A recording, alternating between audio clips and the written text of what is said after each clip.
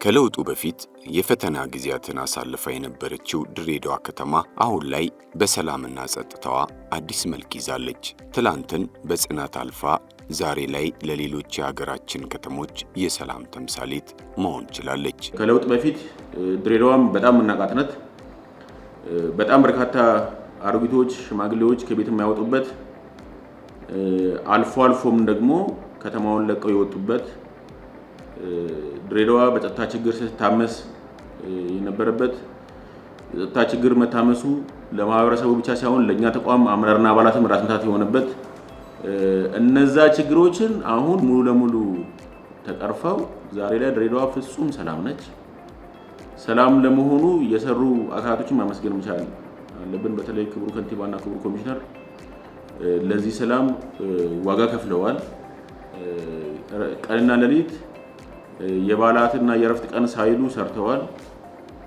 ከህዝባቸው ጋር አብረው ቁጭ ብለው ስለ ሰላም ተወያይተዋል። ሰላም የህዝቡ መሆኑን ለህዝቡ አስረድተዋል። ከቦታ ቦታ ለመንቀሳቀስ ከለውጡ በፊት በጣም እንቸገር ነበር። የአንድ ሰፈር ልጆች ወደ አንድ ሰፈር ለመግባት በርካታ ተግዳሮቶች ነው የነበሩት። ነገር ግን ለውጡ ከመጣ በኋላ በተለይም ይሄ ማህበር ከተደራጀ በኋላ ንጹህ አየር መተንፈስ ከልማቱ ተጠቃሚና ተቆዳሽ የሆንበት ሁኔታዎች መፈጠር ስለተቻለ ሰላም ለኛ ሁሉ ነገራችን ነው።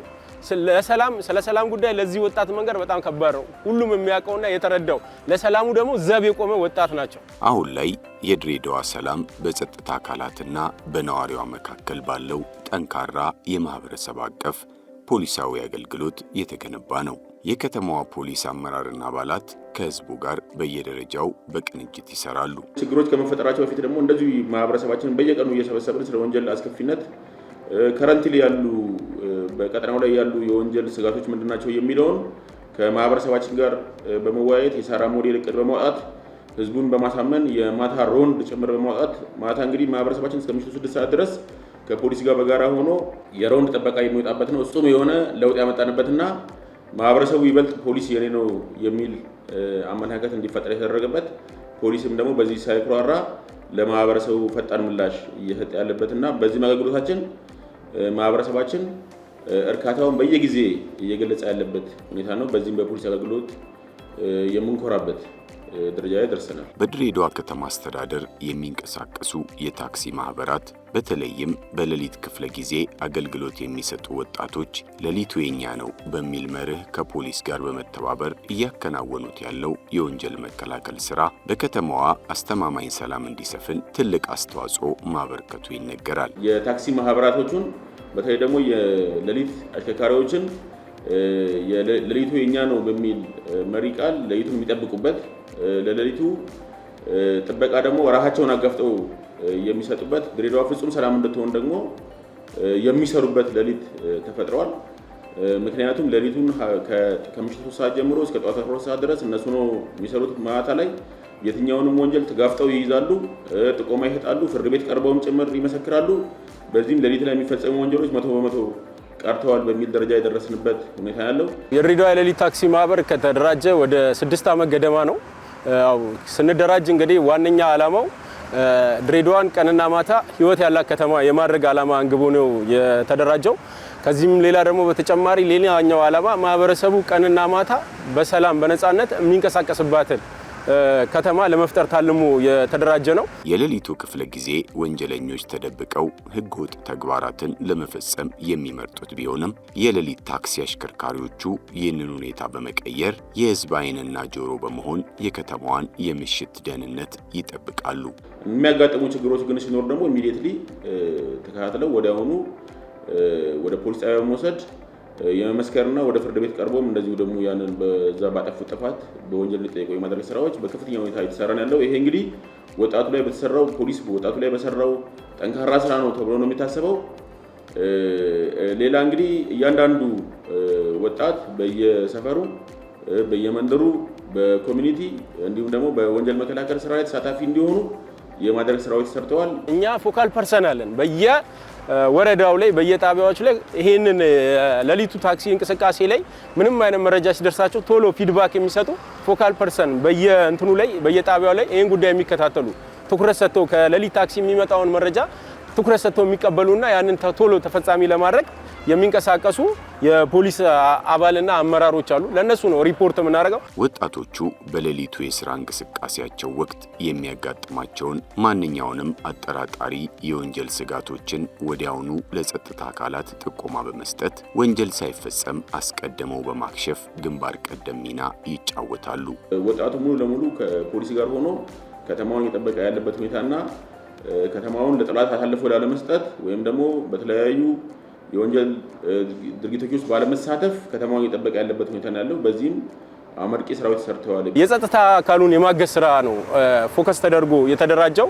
ያው ያደራጀንም ይሄ ተቋም ከመሆኑ አንፃር ከዚህ ቀደም ይሰሩ የነበሩትን ህገወጥ ተግባራት ለማስቀረት የታለሙ የተቋቋመ ነው።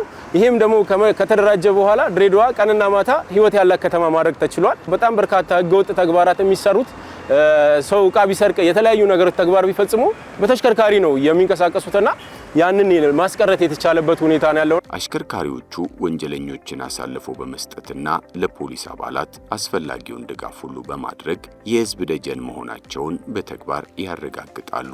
ከኋላ የምናያቸው 500 ወጣቶች እጅግ ስነ ምግባር የተላበሱ ለድሬዳዋ ደግሞ ገጸ በረከት የሆኑ ወጣቶች ነው ብለን ነው የምናስበው። ይህንን ስንል ምንድነው ማንም ተሽከርካሪ ላይ ተንቀሳቅሶ ዕቃ ቢጥል በተሳፈረበት ተሽከርካሪ ላይ ዕቃ ቢጥል ዕቃዎቹ የሚገኙበትና ዕቃዎቹን መጥተው እዚህ አስረክበው ለባለቤቶቻቸው የሚደርስበት ሁኔታ አለና ከዲሲፕሊን አንፃር እጅግ ስነ ምግባር የተላበሰ ዲሲፕሊን ያለው ወጣት ማፍራት ተችሏል ብለን እናስባለን። በዚህ የማህበረሰብ አቀፍ የፖሊስ አገልግሎት የፖሊስን የሰው ኃይል ተደራሽነት ክፍተት ከመሙላትም በላይ በህዝብና በፖሊስ መካከል ያለውን መተማመን በከፍተኛ ደረጃ ማሳደግ ተችሏል። ህገወጥ የጦር መሳሪያዎች እንዲሁም ደግሞ የተለያዩ ዶክመንቶች መረጃዎችን ይዘው ባጃጆች ላይ የተገኙትን የተመለሱበት ሁኔታ አለ። በብር ደረጃ ስናይ በካሽ እስከ 125 እስከ 150 ሺህ ብር ስልኮች፣ ስማርት ስልኮች፣ ትልልቅ ላፕቶፖች፣ የሽያጭና የግዢ ሰነዶች በጣም በርካታ በቁጥር በዶክመንት የተቀመጡ መረጃዎች አሉ። በጣም ብዙ ሚሊዮን የሚያወጡ እቃዎች በዚህ ማህበር ወጣት የተመለሱበት ሁኔታ አለ። ለከተማዋ ቀጣይነት ያለው ሰላም የህዝቡ ሰላም ወዳድነትና ለፖሊስ አካላት የሚያደርገው ያልተቆጠበ አጋርነት ሲሆን የድሬዳዋ ነዋሪዎች የአካባቢ ሰላም የራሴ ሰላም ነው በሚል መርህ መሰረት በየቀበሌውና በየመንደሩ በተደራጁ አደረጃጀቶች አማካኝነት አካባቢያቸውን በንቃት ይጠብቃሉ። የድሬዳዋ ህዝብ ፍጹም ሰላማዊ ነው። ከሰላም ውጪ ምንም መስማትም ማየትም አይፈልግም። የድሬዳዋ ህዝብ ለድሬዳዋ ሰላም ባለውለታ ነው። ባለውለታ ነው ስንል አሁንም ከ7 ከ8 ዓመት በፊት የነበሩትን ችግሮች ለመመለስ የማይጥር ሰው አለ ማለት አይቻልም። የሚሞክር አለ፣ ግን ህዝቡ መስሚያ የለውም። ከሰላም በላይ ምንም እንደሌለ ህዝቡ በደንብ ያውቀዋል፣ ተረድቶታል። ሰላም ያመጣለት መንግስትን ያውቃል። ሰላም ያመጣለትን የጸጥታ ተቋም ያውቃል በደንብ ህዝቡ። ይህንን ህዝብ መሸወድ አይቻልም። ይህንን ህዝብ ትናንትና ከሰላም በፊት በረብሻ ውስጥ ሆነን በነበረ ስሜት ህዝቡን ማነሳሳት አንችልም። የሚነሳሳ ህዝብም የለንም። አሁን ስለ ሰላም የሚነሳሳ ስለ ሰላም 24 ሰዓት የሚሰራ ህዝብ ነው ያለን። ህዝቡ ፍጹም ሰላማዊ፣ ሰላም የሚፈልግ ሰርቶ መለወጥ የሚፈልግ ህዝብና እየሰራና እየተለወጠ ያለ ህዝብ ነው ያለን። ስለዚህ ከፖሊስ ጎን ያለ ከመንግስት ጎን ያለ ህዝብ ነው ያለን። ይሄን ህዝብ ማመስገን ተገቢ ነው። ምክንያቱም ህዝቡ ሰላም ስለፈለገ፣ ህዝቡ ከፖሊስ ጋር ስለሆነ፣ ህዝቡ ከጸጥታ አካል ጋር ከመንግስት ጋር ስለሆነ ነው ከተማው ሰላም የሆነው እንጂ ህዝቡ በመሪው ላይ እምነት ስላለው ነው ከተማው ሰላም የሆነው። ህዝቡ መሪውን ያከብራል። በመሪውም ተማምኖ ስራዎችን የራሱን ስራዎች እየሰራና የተለወጠ ያለበት ሁኔታ ያለው ድሬ ፖሊስ ያው እንደሚታወቀው ቃላት የለንም። ይሄን የምታዩትን ከጀርባ የምታዩትን 500 ወጣት ሰብስቦ ህይወቱን የቀየረ ተቋም ነውና ለኛ ሁሉ ነገራችን ነው። ቤታችን፣ እንጀራችን፣ ህይወታችን ነው ብለን እናስባለን። ሁሉም ክልል ላይ ሁሉም ተቋም ላይ እንደዚህ አይነት ለወጣቱ ስራ የሚፈጠር ለወጣቱን ከመንግስት ጋር የሚያቀራርብ ተቋም ያስፈልጋል ብዬ አስባለሁ። ዛሬም ድሬዳዋ በውስጧ ላቀፈቻቸው ነዋሪዎችም ሆነ ለሚመጡባት እንግዶች ሁሉ የሰላምና የፍቅር ከተማ ሆና ቀጥላለች።